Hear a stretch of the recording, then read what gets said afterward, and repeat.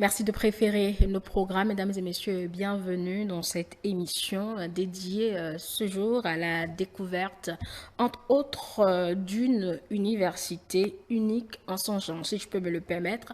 Un lieu où l'excellence académique, mesdames et messieurs, rencontre l'innovation, la diversité, l'ambition. Ici, chaque étudiant est invité à repousser ses limites, à cultiver ses talents et à façonner son propre avenir. Cette université, en clair, forme des leaders dans la pensée critique qui surtout apporte des solutions au développement du continent africain. Cette université fonctionne sur des cas pratiques. Nous voulons nous intéresser à ce lieu d'excellence, mais beaucoup plus aux jeunes que cette université forme et leur utilité pour le continent africain. Et pour en parler, nous recevons sur ce plateau une jeune leader de l'African Leadership University basée à Kigali au Rwanda. Il s'agit de Madame Deborah Demima Gbale. Elle est étudiante donc en sciences du leadership à ELU, également coach éducatif. Mademoiselle Gbale, bonne arrivée. Merci.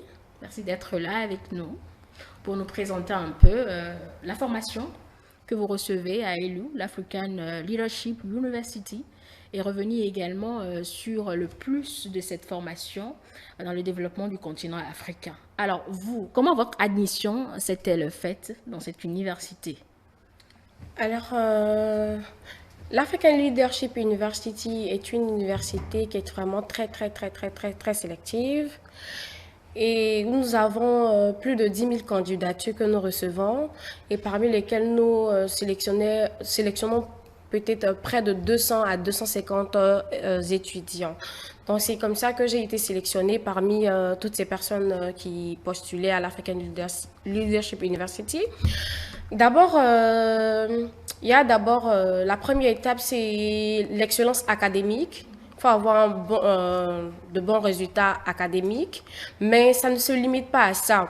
C'est aussi le sens du leadership, de la pensée critique, la vision qu'on a du continent, la vision qu'on a plutôt pour le développement du continent. Est-ce que nous pensons aux problèmes réels du continent?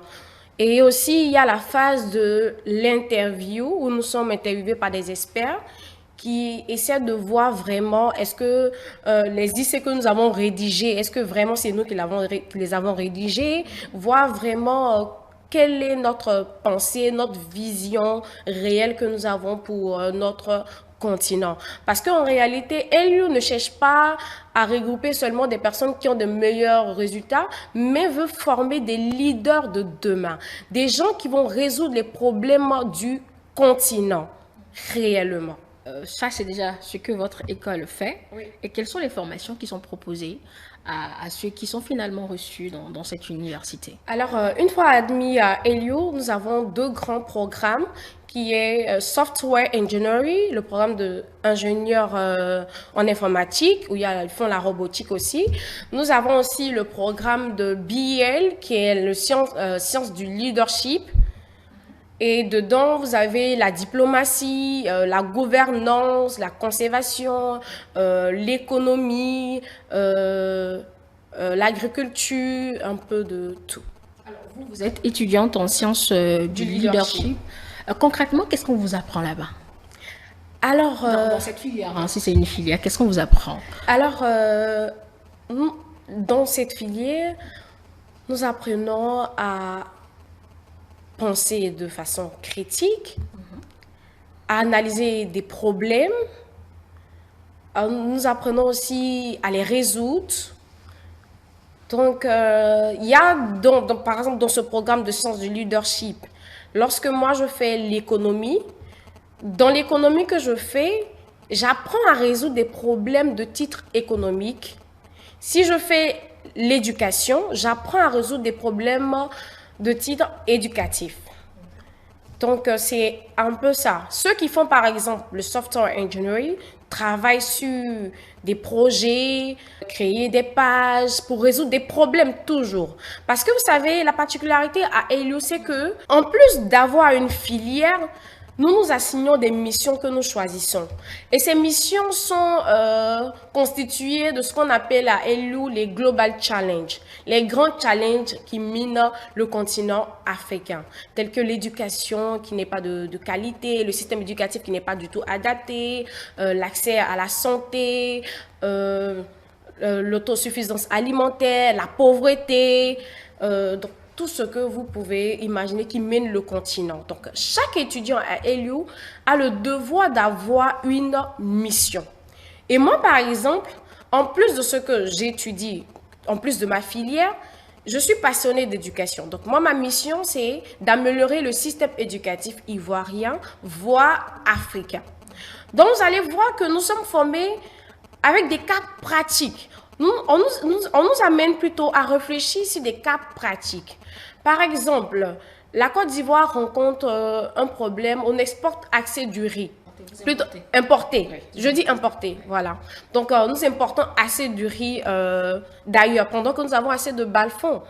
Or, en Chine, les gens cultivent le riz dans les montagnes. Donc, en tant qu'étudiant, par exemple, en agriculture ou en économie, le problème qu'on va vous poser, c'est comment on fait pour résoudre ce problème? Quelle stratégie que vous pensez que vous pouvez mettre en place pour pouvoir résoudre le problème de l'importation du riz? Donc, en clair, vous êtes les experts que nos pays ou certains pays consultent pour régler des problèmes. Justement. Ok. D'accord. Donc, contrairement à l'éducation, enfin, la formation classique oui, qui répond à des postes, vous êtes ces experts qui viennent avec des solutions. Justement. Alors, quand vous en aurez fini avec votre formation, Madame Gallet, vous pensez impacter ce continent qui vous est cher comment? Alors, étant passionnée d'éducation, je compte participer à l'amélioration du système éducatif ivoirien et africain. Parce que pour moi, la clé du développement, c'est l'éducation. Il y a un Allemand qui a dit, après la Seconde Guerre mondiale, que le pays qui aura le meilleur système éducatif va gouverner le monde. Et je vous assure que le système éducatif africain en général n'est pas adapté aux réalités du continent. Et donc, nous ne pouvons pas reprocher au continent de ne pas inventer ni de ne pas innover. Et donc, moi, c'est vraiment la mission que je me suis assignée. D'accord. Alors, il est vrai que tout le monde ne peut pas aller à LU, mademoiselle Gallet. Il y a beaucoup de jeunes qui sont en Afrique, enfin, en tout cas dans leur pays d'origine, qui suivent leur formation, etc. Pour vous, avec cette particularité de votre université, sur quoi comptez-vous mettre l'accent pour cette jeunesse-là, pour qu'elle se retrouve aussi dans cette formation que vous suivez un peu à Kigali? Je ne sais pas si vous comprenez un peu la portée de la question. Ok. Alors, nous sommes un groupe de jeunes leaders ivoiriens et il y a un peu de différentes nationalités. Il y a aussi des Béninois. Nous réfléchissons, nous organisons des forums de discussion où nous invitons plusieurs jeunes et nous partageons ce que nous apprenons à LU. Nous choisissons des sujets d'ordre et nous parlons de ces sujets, nous sensibilisons sur ces sujets. Aussi, nous organisons des programmes de leadership pour des plus jeunes et nous les inculquons la pensée créative. Comment penser de façon créative? Nous leur permettons de pouvoir découvrir le potentiel qu'ils ont en eux. C'est un peu ce que nous faisons. Nous partageons aussi les informations de bourse. Parce que je vous assure qu'il y a plein de personnes qui n'ont pas l'information, qui ne connaissent même pas l'existence de l'African Leadership University. Or, l'African Leadership University, ce n'est pas seulement le financement. Parce qu'il y a plein de bourses qu'on octroie à des étudiants qui viennent de classes modestes. Donc, nous partageons les bourses que nous avons, les informations que nous avons, les forums, les programmes que nous avons. Nous partageons ça avec d'autres jeunes comme nous. Je vais me faire un peu plus clair pour que vous compreniez la question. Pour vous, sur quel élément insistez-vous comme défi de la jeunesse pour développer le continent africain? Alors, pour moi, le défi, c'est l'éducation. C'est vraiment, vraiment, vraiment, vraiment l'éducation. Parce que je pense il y a beaucoup de choses qui sont vraiment importantes, qui manquent dans nos systèmes éducatifs. Donc, nous n'avons pas appris à penser de façon créative. Nous sommes juste formés pour répondre à des postes, pas à la demande du continent. Je vous assure que lorsque un problème se présente dans nos différents pays, on fait appel à des experts d'ailleurs. Et lorsque même le problème se présente, vous voyez, vous allez voir les employés, ils attendent, ils croisent les bras parce qu'ils n'ont pas conscience de ce qu'ils ont. On ne leur a pas appris à développer leur potentiel, à eux-mêmes se connaître, à pouvoir se fixer des objectifs. Je vous assure que la dernière fois, quand j'ai rencontré des élèves qui sont en terminale, vous leur demandez qu'est-ce que vous voulez faire dans la vie, ils ne savent même pas ce qu'ils veulent faire dans la vie. Le plus souvent, oh non, comme papa dit que non, de faire la médecine, ils vont faire la médecine. Donc nous rencontrons des gens qui sont dans la médecine, pas parce qu'ils sont passionnés par la médecine, mais parce que papa a dit d'aller faire la médecine. Et c'est tout ça qui cause la médiocrité. Et moi aussi, dans le système éducatif, je pense qu'on doit apprendre aussi aux jeunes à être des patriotes, l'amour de la patrie. C'est vraiment quelque chose qui est vraiment important. Parce qu'en réalité, on ne peut pas donner ce qu'on a de plus cher à une personne qu'on n'aime pas. C'est impossible. Et si aujourd'hui, moi, jeune ivoirienne ou jeune béninois, je dors sur mes lauriers, je pense que les problèmes actuellement qui minent mon continent, mais mon pays, ne sont pas mes problèmes, c'est parce qu'en réalité, j'ai pas appris à aimer ma patrie. C'est des choses qui doivent être mis dans le système éducatif. Vous allez voir le petit américain, depuis le petit, quand il finit son discours, il va dire que Dieu bénisse l'américain. Donc, ils ont été formatés à ça. Ils ont été formatés à ça. Donc, quand tu le vois en train d'étudier, il n'étudie pas seulement pour l'Amérique, il étudie pour que l'Amérique soit le meilleur continent dans ce qu'il est en train de faire. Est-ce que vous voyez? Donc, en réalité, il est important que dans nos systèmes éducatifs, l'amour de la patrie soit enseigné depuis le bas âge. On apprend à chaque Africain à aimer sa patrie. Je vous assure que la jeunesse pourra donner ce qu'elle a de meilleur. Et même respecter les règles et être discipliné. Je vous assure que si de suite on dit « ne jetez pas les ordures dans la rue », il s'en fout. Il jette dans la rue parce que pour lui, nous sommes dans l'individualité au lieu d'être dans la collectivité. Et ça, c'est quelque chose qui fatigue beaucoup le peuple. Mais ça commence par la jeunesse. Même la majorité aujourd'hui des personnes vont à l'école. Donc l'éducation, le système éducatif doit être revu. Mais j'appelle surtout les jeunes à être des patriotes, à vraiment aimer la patrie. Parce qu'une fois que vous aimez votre patrie, vous pourrez donner à votre patrie ce qu'il y a de meilleur. Et même vous surpasser. Même vous surpasser pour produire de grandes choses. Parce que oui, les jeunes Africains ont du potentiel. Ils sont capables de faire de grandes choses. Et comment ils cultivent, selon vous, comment ils peuvent développer ce potentiel selon vous, mademoiselle Bialé? Comment ils peuvent le faire? Alors, pour développer d'abord ce potentiel, je dis toujours, la première étape, c'est d'abord de savoir qui nous sommes. C'est d'abord de savoir qui nous sommes. Parce que quand vous savez qui vous êtes d'abord, vous pourrez mieux vous orienter et mieux choisir ce dans quoi vous voulez exercer.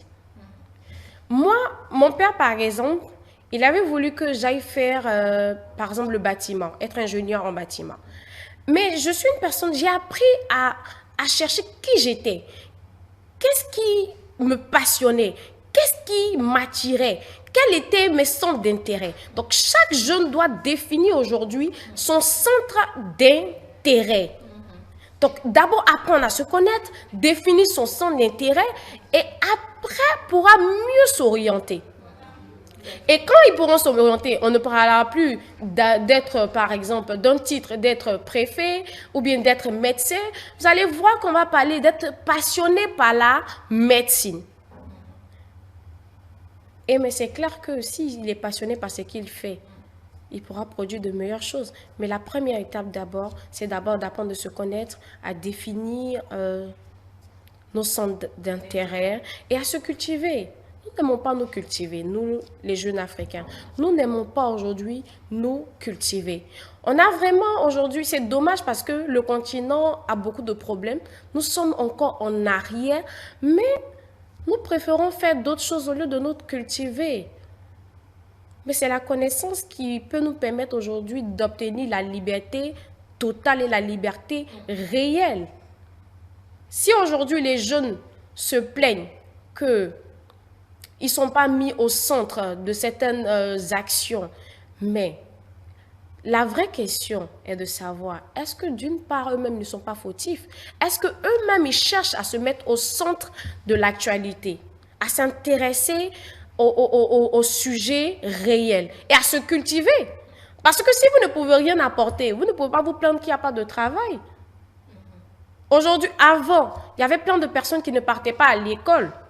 Mais aujourd'hui, nous sommes nombreux qui partons à l'école.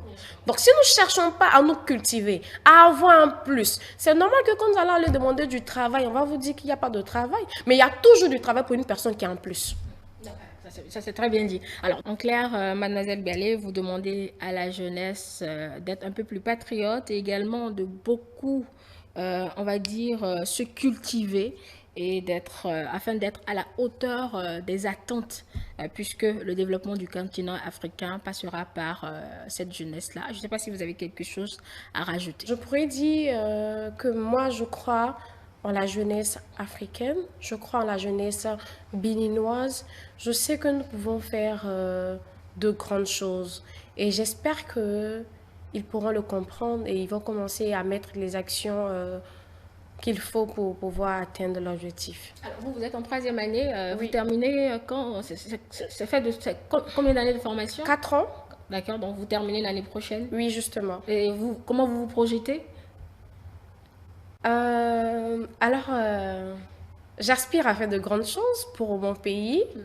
J'aime aussi la politique, l'entrepreneuriat, donc je compte faire beaucoup de choses. D'accord, au temps opportun, vous allez certainement y réfléchir. Justement.